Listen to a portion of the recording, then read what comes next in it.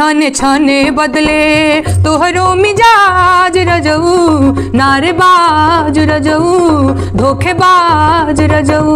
छाने छाने बदले तोहरो मिजाज रजऊ, धोखेबाज रजऊ, उड़नबाज रजऊ। छाने छाने बदले हो घर भर के जीमा सैया हमरे कपार बा, आ देहिया में दर्द औरी ऊपर से बुखार बा। कि घर भर के जीमा सैया हमरे कपार बा, देहिया में दर्द औरी ऊपर से बुखार बा।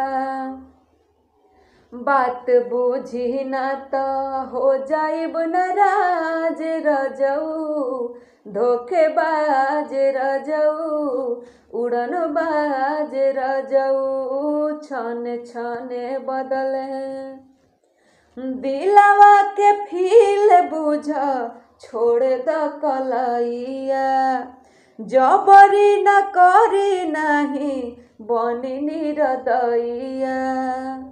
हाँ दिलवा के फील बुझ छोड़ी द कलैया, जबरी न करी नहीं बनी निरदैया।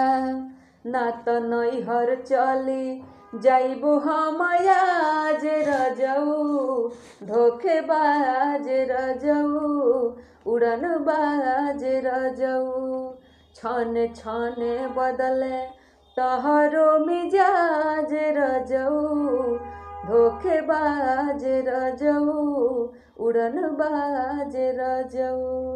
दोस्तों इस गर्मी में फैन खरीदना चाहते हैं बजाज उषा हैवेल्स क्रम्पटन कंपनी के, तो खरीद लीजिए एकदम सस्ता और ज़्यादा हवा देने वाला अच्छा क्वालिटी के गारंटी के साथ।